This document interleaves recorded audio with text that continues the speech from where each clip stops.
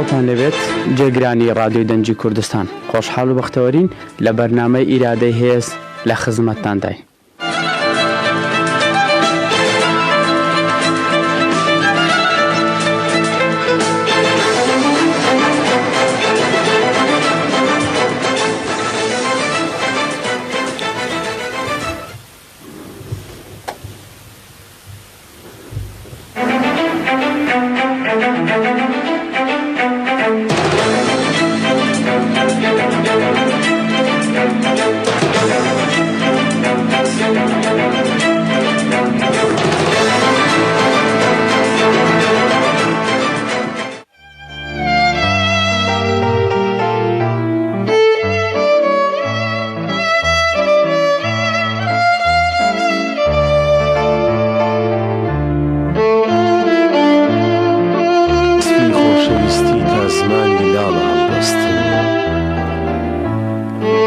وەسفی خۆشەویستی تا زمانی لاڵە هەڵبەستم ئیتر تۆ پێ بزانی یا نەزانی من چ دەربەستم ئەپرسی بۆچی جامی دڵ بەنەش ئەی بادەمەست نابێ ئەڵێ لێو ڕێژی بادەی عاشقی تۆم و هەر بە تۆ مەستم ئەگەر باوەڕ بە من ناکەی وەرە سەیری دەروونم کە لە دنیای خۆشەویستی تا چ دەریایەکی پڕهەستم لەبەر سۆزی دڵم دوور و نزیکی بۆ نییە چاوم خوڕەی دیاوی سەرچاوەی ئەگەر شادم ئەگەر پەستم جگەل لەو یادە شیرینەت سەراسەر تاڵە ژینی من کە چیە توێتەوە خەم چون لەگەڵ لەو یادە پەیوەستم بە تاجی عاشقی تۆوە شام لە ناوبەرگی گەداییدا کە بەندەی تۆم و ئازادەی چەرخ دیلێکی سەربەستم بە هیوای ئاوڕێکی تۆیە خۆ هەڵبەستەکانی من بە هیوای ئاوڕێکی تۆیە خۆ هەڵبەستەکانی من لە ڕێی تێری نیگایەک تا ئەبێ هێلانە هەڵبەستم لە ڕێی تێری نیگایەک تا ئەبێ هێلانە هەڵبەستم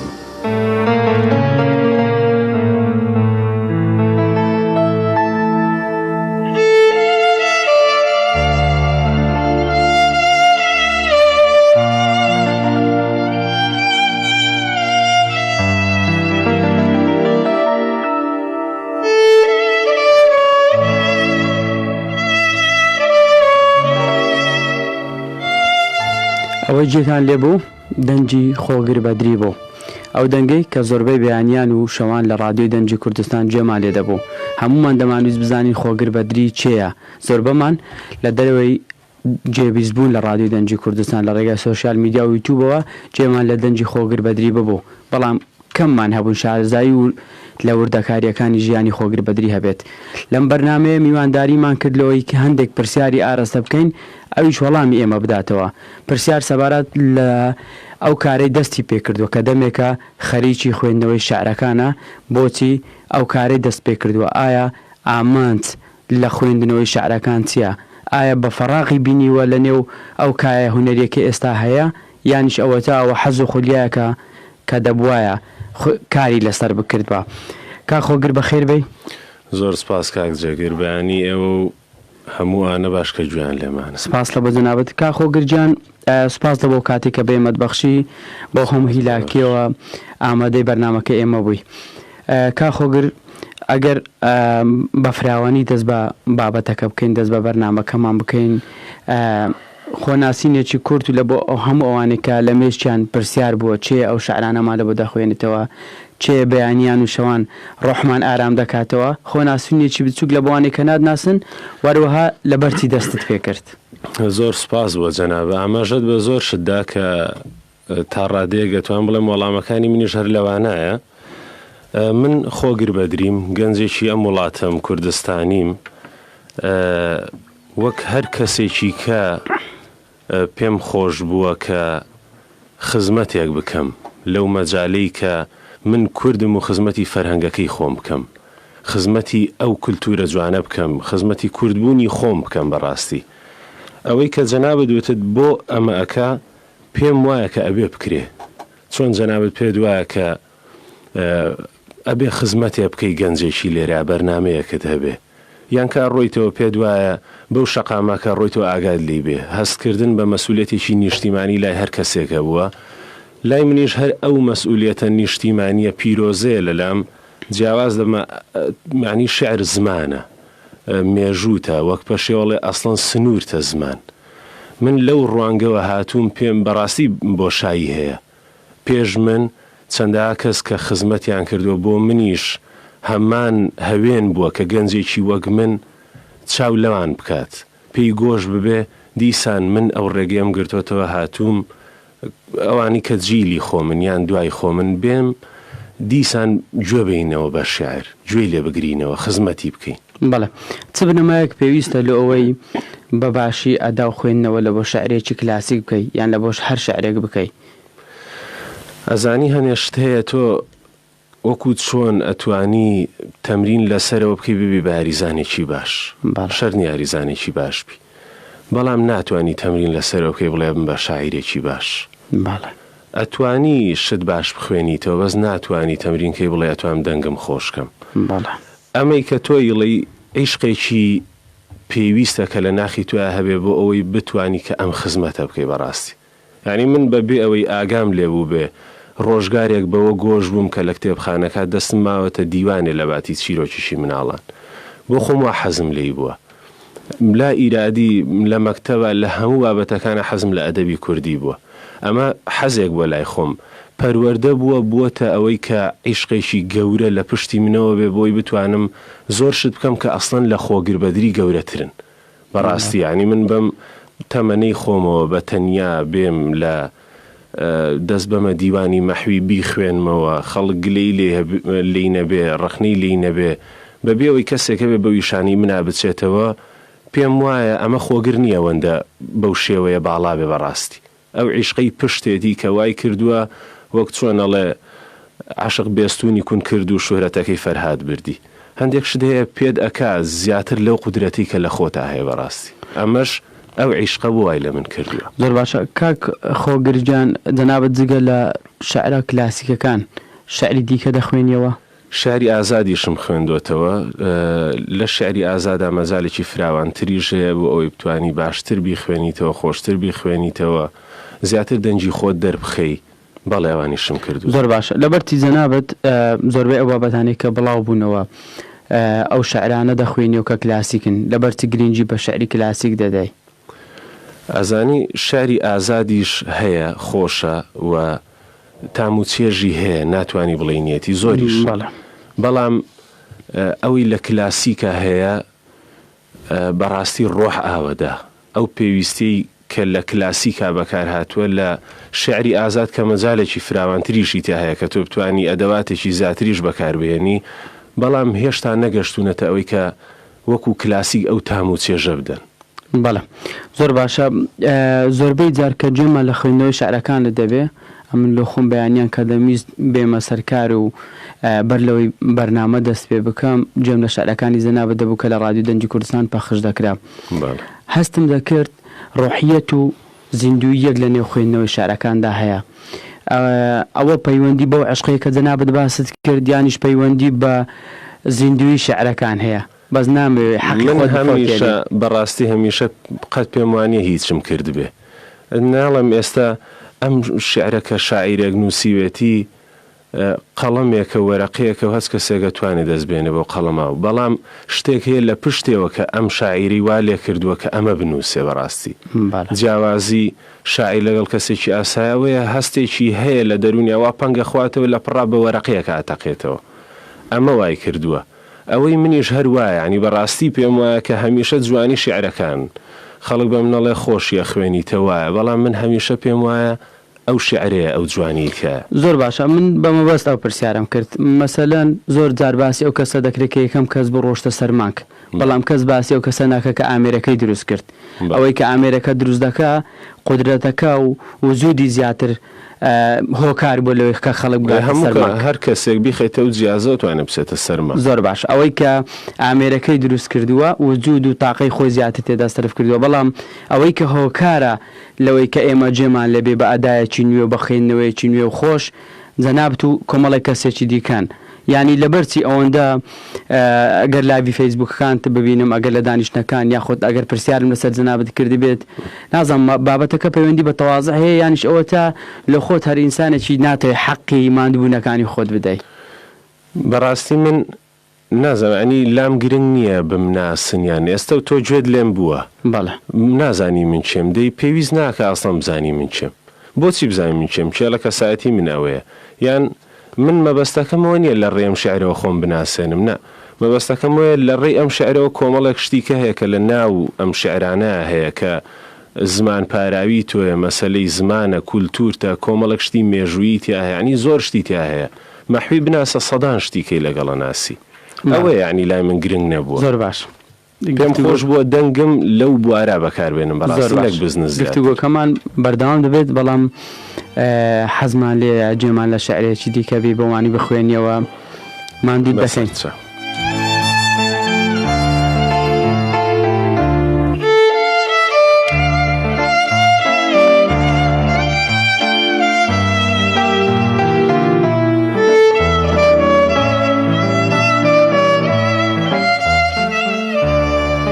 دۆزەخی بووم و بەرەو باغی بەهەشتێت چوومەوە،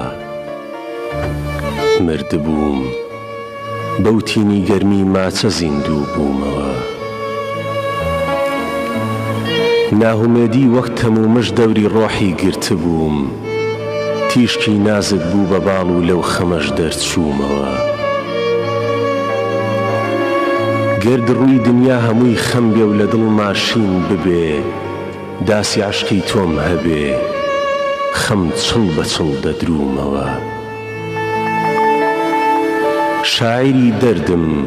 لە ژینا ڕەنگی شادیم هەر نەدی، خۆشەویستی تۆ لە دەرد و ژانی دوور خستوومەوە.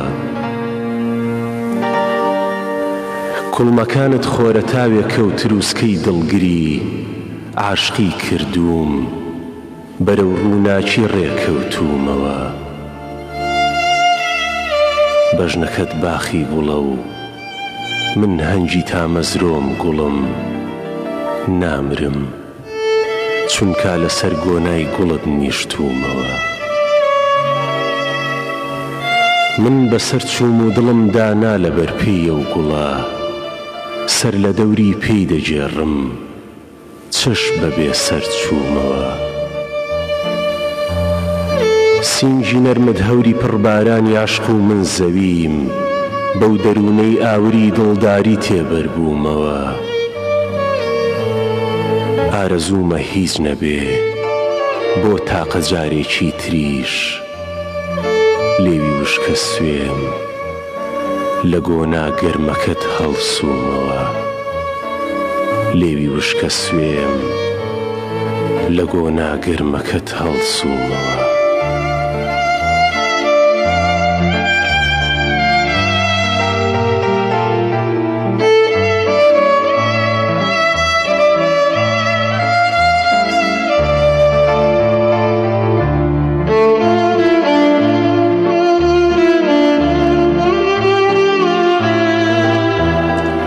ئەوە جێمە ڕاگرتووە نامانوێت دەستمان دەست بکەینەوە بە گفتوگۆ و قسەکردن، بەڵام بەشێکی گرنگی ئەو بەرنامە ئەوەیە دەمانێت هەموو ئەوانەی کە شوێن پەنجەیان لە کارێکی تایبەتدا دیارە و لەلایەنێک لەلایەنەکاندا گرنگێکی تەواو و حەقی خۆیان بە بابەتەکە داوە، دەمانەوێت قسەیان لەگەڵ بکەین، تەنیا لەسەر ئەو لایەنە نەمێنێتەوە کە ئیشیان لەسەردا کردووە. کاخۆ گرجیان بەر لەوەی دەست بە بەرنامەکە بکەین، ئەمن پرسیاری بابەتی مۆنتاژم لێ کردی،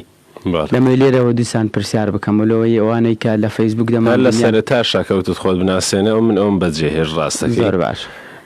جیاواز لەوەی کە من خۆگرم ئەو عیشقە هەبوو لە پشتی ئەمە هەبوو، بێگومان پێویستت بە کۆمەڵ ئەدەواتە بێ بۆی هەر ئیشێ بکەی. بەڵێ ئەمەی کە من هەبووە بەڕاستی دەنگەکە هەبووە کە شتێکی ئیلاهیە و لەوە هەبووە، ئەو عیشقەشکە هەبووە ئەو ژەری ئیلاهیە، پێویستی بەوە هەبووە کە شتێک هەبێ ئەمە بگەێنێم پەیامە لە خۆشی ئەوە بەڕاستی بۆ ئەوەی کەسێک نییە دەستگایەک مۆرێکی لەسەر بدایان سپۆنسەری بکایان لای خۆی قەتیز ببێ میشانە لە باتی من پاری پێپیاکەم پێم خۆشە سەدان گەنج بە بەلاش جووی لێ بگرێ و لە هەموو شوێنێکا هەبێ وەکو ڕادیۆکەی ئێوە کە بەڕاستی پێتان زانی بەوە من زۆر خۆشحاڵ بووم بەوە بەڕاستی کە پێتان زانی و پەخشتان کردووە لای خۆتان ئەمە شتێکی ڕۆحیوە بۆ من لە ماڵەکەی خۆمە ژوورێکم ئاوا بە ئیسفنج گرت و مایکم کڕی و کۆمپیوتەرێکم دانا و خۆم فێری ئەوە کرد بۆی بتوانم ئەو پەیامە بگەێنم بەڵێ ئێستا لە ماڵەکەی خۆمە هەمووی شەکان لێوە تۆمارەکرێ ئەوانەی کە پێشتریش کردومە لەوێ بۆ یەک دویشی سەرەتای نەبێ بە چاکردنی دەنگەکان بڵێن لە ڕیکۆردەوە ئیدیت و هەتا هەموو شتێکی هەمووی خۆمەیکەم تاکە نوقتەیەکە شایەنی سوپاس و پێزانینی منە کاکە توانای خاڵە حەمرینە بەڕاستی ئەویش کە وەکو گەنجێک وەک من ئەسڵان پێی خۆش نییە دیار بێ هاتووە خزمەتی کردووە لە بوارەکەی خۆی بۆ خۆی ستۆدیوی هەیە و کارەکات وای کرد کە من فێری ئەو ئیشانە ببم یارمەتیدەرێکی زۆر باشی من بوو لە هەموو شتێکە ئەو هاوکار بووبەوەی کە من بتوانم ستۆدیۆیەک دابنێم فێری ئیشەکە ببم و ئەوەی لێ بەرهەم بێ کە ئێوە گوێتان لێ بووە زۆر باشە کاک خۆگر نزیکەکانت خێزانت ینی دەوروبەرەکەت لێت بێزار نابن لەو هەموو کاتێک لە بۆ بابەتە ئەدەبیەکان تەرخان دەکەی بەخوای زۆر جار بە یعنی نەمهێشتۆ بگاتەوەی بێزاری ڕووبدا لەخوا بەزاوێ لەگەڵ خێزانم دەوروبەریشم بۆ خۆم ینی کۆمەڵایەتیم تا ڕادەیەکی باش هیچ نەوێ ئەتوانم وایان لێ بکەم کە لێم تووڕە نەبن ئەو پەیامە بگەێنم بەوانیش کە بالفعل نامێ ئەوان کاتی ئەوان بخۆم هەرچەندە ینی زۆر جار خواردمە بەڕاستیم جاری وا هەبووە لە ئیشی خۆمەوە لە حتمما تۆ ماوەیەکی زۆر لە ئیشبی ئیشەکەی خۆشمەر لە تەلەڤیزۆن و هەر بڵین مۆنتێرم جاری وا هەیەیتەوە ینی لە هیلاچیا دەیتەوە ماڵەوە کە هاتوومەتەوە ماڵەوە دیسان چوومەتەوە عینەن شت کە کەسێک کە بێڵە لەوانەیە سیر بێ کابرا لە هیلاچیاتەوە دیسان چێت و سەر کۆمپیوتەرێک دانیشێ ئەمەیان جیاواز بووە بۆ من بەڕاستی هەمیشە پاڵنەرێکی ڕۆحیە بۆکەم بۆ خۆم حەزم لێی بووە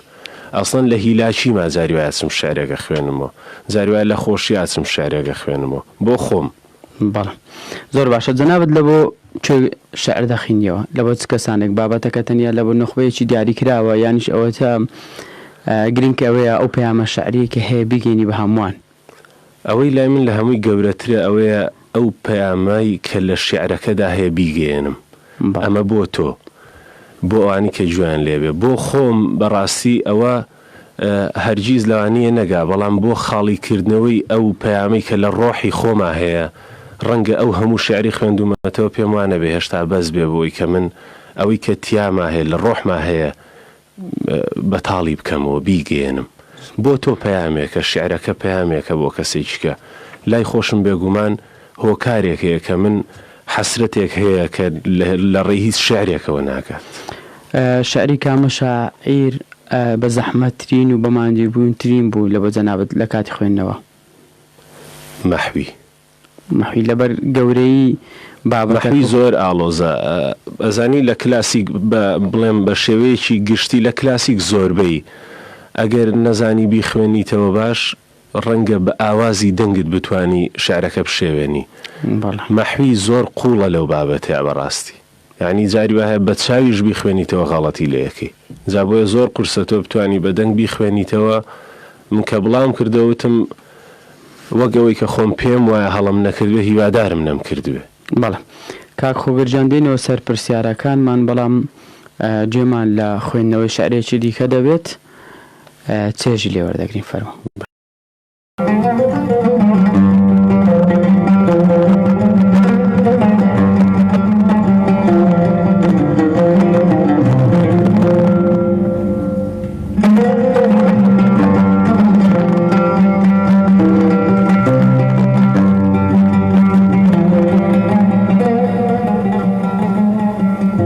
کە بە تەنیا بە چەمەندا گوزەرم کرد سەیری گوڵ و ڕەیحان و گوڵی نەیلۆفەرم کرد گوڵویستی بە ناز وێنەی ڕووی تۆ بنوێنێ ئیمڕۆ کە بەیانی بەسرد لێرە دەرم کرد ڕەیحانە بە هیوا بوو وەکو پەرچەمی تۆ بێ نەمێژد بدوێ گرتم و بەندی کەمەرم کرد لافی قەدی تۆی کەوتە سەری سەر و سنەوبەر ڕاستی لەمەدا سەرزەنشتی نەی شەکرم کرد شەرحێکی متەوەل بوو بەیانی سەری زوڵفت ئیمشەو بە چرای کوڵمەتەوە مختەسەرم کرد من ئەو دەمەزانیم چیە ئازاری جودایی ئەو ڕۆژە کە نەمزانی بەبێ تۆ سەفرم کرد من ئەو دەمەزانیم چیە ئازاری جودایی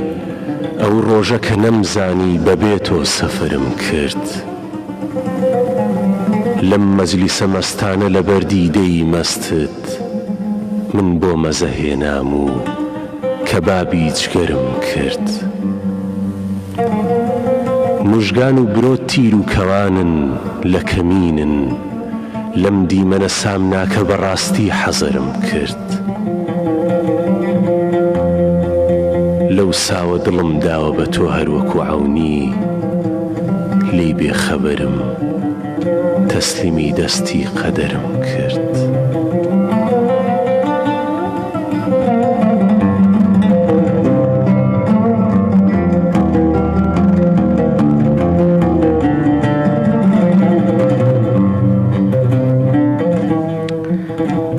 مادوونەبی و دەنگت خۆش زۆر سپاس یەک پۆینتێکی بچووک دوو سێ شاعر کە پێم خۆش بوو بیخوێنمەوە لەوانی کە نەبێ وەکوی کە خەڵکە گوێ لێ ئەمە بێ شتێکم زۆر تۆمار کردووە ئەم شاعرانی لێ دەرچەکە سەخوێن بۆ ئەوانی کەی چیم تۆمار نەکردووە بەڵێ ینی هەمووی نوێ بوو کاک خۆگر سەبارەت بە هەڵبژاردننی میوزیکەکان لە ئەو تۆمارە دەنجانەی جەنابەت چێ میوزیکەکان دەست نیشان دەکات تەنیا ئەو خەمە دەکەوتە سەر شانی خۆدیان بە هاوکاری هاوڕێیان و نزیکەکانی دیکات بەخوا لە هەموو شتێکە هەر هاوکاری هەیە لەوانەیە غەدر بێ بڵین نەبێ بەس هەر خۆم بووم بەڕاستی ینی گەڕام زۆربەی کات هەموو شتەکان لە ئینتەرنێت دەستم کەوتون تاک تاک هەبووە هەندێک شت بووە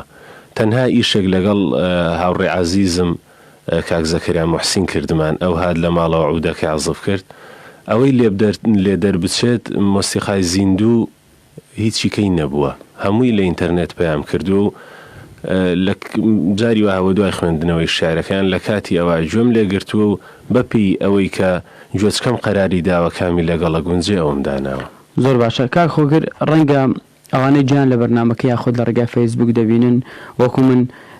پرسیاریان لە مێشک دروست ببێت باشە ئەو هەموو ماندیبوون و هیلاچیە لەسەر حسابی جەستە و تاقەی خۆت غەدر لە خۆکردن و لەوانی دیکەشکردن نیە لەوەی کە ناتەوێ خۆگر بەدری بناسرێت لەوەی کە دەزانین کە بەڵێ قسەم کرە و کاتەلانێ پێچوانی قسەی خۆم بێ من کە نامێ بناسرێن بە هاتوومەتە ئێرە یعنی من ناڵم ناموێ ئەسڵان هەر بزانن ئەوە شتێک نییە چکەم یوتیوبم هەیە فەیسبوکم هەیە بە ناوی خۆم وەکو وەرگەنجێک هەر کەسێکی کە سۆشال میدیا بەکارێنم مەبەستمەوەیە کە گرنگ نییە لای من یعنی من بۆ ئەوە ئیشەکە ناکەم کە بناسرێ من بۆ ئەوە ئیشەکە لەبەر خراپی ئەو شێوازە مەشهوربوونێ لە کوردستاندا هەیە لەبەر ئەوەیە هەر بۆ خۆم حەزم لێ نییە بە شێوەیەکی گشتی عاشقی ئەو دەرکەوتنە نیمەکو کە لەوانێ کۆمەڵە کەسی کە حەزی لێ بکات بەڵێ کاک خۆگر لە هەموو دنیا یاخود بڵێن لە وڵاتانەی کە مۆدێرنن گرنگی لە ڕووی ئەکادیمی و بە هەموو ئەو بابەتانە دەدرێت کە وەکو بەرهەم دەبیندرێت یەکێک لەو ئیشانەی کە ئێمە وەکو بەرهەم دەیبینین ئەو شێوازی خوێندنەوەی جەنابتە کە ستایلێکی تایبەت و شێوازێکی تایبەت بەخۆت هەیە پێتوانیە فەراغ و بۆشایی هەیە لەوەی کە لە کوردستان ئەکادیمیایەکی تایبەت نییە بەو بوارە ڕەنگە ئەوە پێویستێکی ڕۆحی هەمومان بێت مەسەلەن بەشی شانۆ و بەشی میوزیکێ بەشی خوێندنەوەی گرنگیدان بە ئەدەبی و خوێندنەوەی ئەدەبیشمان هەبێت وەڵی جا پێویستە بەڵام ئیترەوە من ئەی خوێنمەوە ئەبێ کەسێکی کە بێ هەستێ بە ویشە بەڵێ من مەسئولیەتێکە پێم وایە لەسەر شانمە جێبەجێ یەکەم ئەوەش کەسێک ئەگەر پێی وایە مەسئولیەتە لەسەر شانی و ئێستا گوێی لە جەنابتە و لە ئێمەیە ئەبێ خۆی هەست بەوە بکا کە بەڕاستیەوە بکە چکە خەدر لە زۆر شتەکرێ من نامێ بڵم خەدر بکرێ بەڵام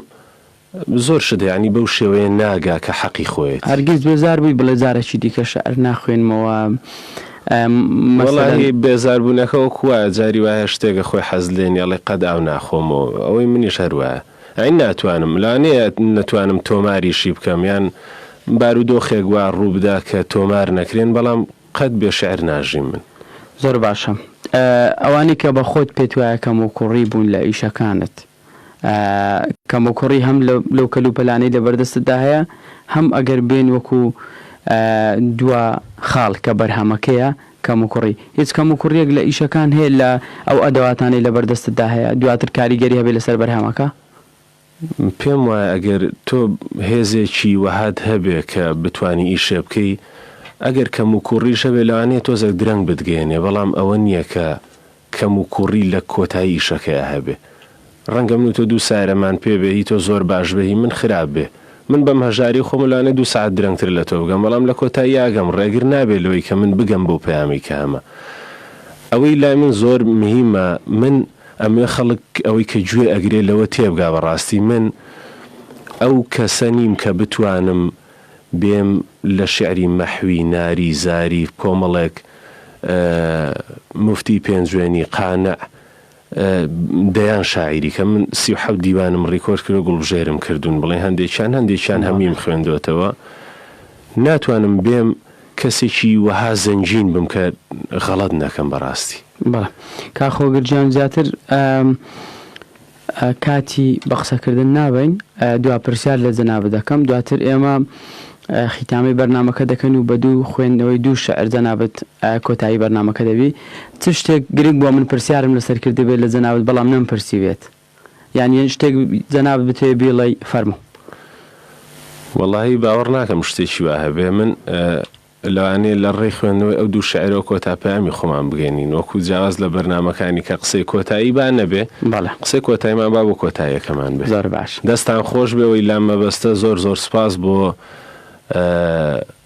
ڕادیۆی دەنگی کوردستان بەڕاستی بابینەرانی ژەوە بزان بەبێ ئەوەی من داوام کردوێ بەبێ ئەوەی کەستان بناسن بەبێەوەی هیچ ئێوەش من بناسن کە ئەو شتەتان دیوە منیان دۆزیەوە پرسیان کرد کە لای من دنیا خۆشحاڵی بوو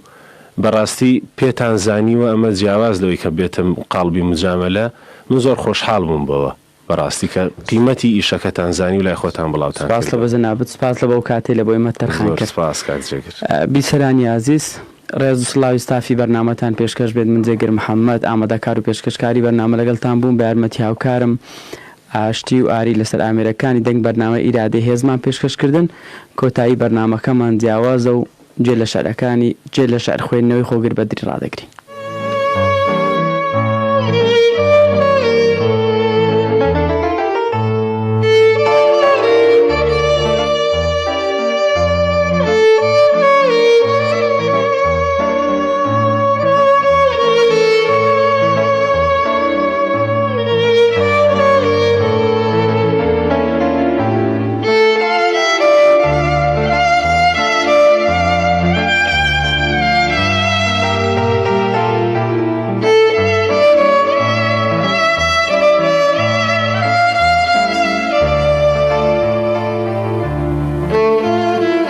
عشقت بەدڵما تێپەڕیەم جارە بمبورە کەوتومە دووی تۆ دڵ پڕ و ئاوارە بمبورە هاتووم سرم دانێم لەسرە و خاکە پیرۆزت زارۆ لە دووری دایکی نەگری عارە بمبورە گرتم ملی ئەم ڕێگەیە و هاتم بەری نادم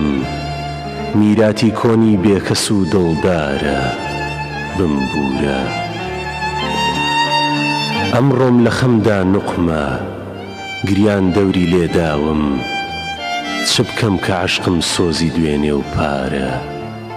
بمبورە هاتۆتە سەر ڕێگەت سەری بابردەڵە و سووکم خۆیدا لە داوێنت وەکو پەتیارە بمبورە باری ئومێدم نا لە کۆڵ و ڕێی ئەوینم گرت ڕوونی شەلێم ناگاتە جێ چون لارە بمبورە محکومی عەشقی تۆم و عەشقت مەرگە بۆ عاشق نەبم چ بکەم منی بێچارە بمبورە من عاشقم ئەمما نەقازیم و نەمەنسوورم بێ عەشقی تۆ کوا جێمە سەر ئەمدارە بمبورە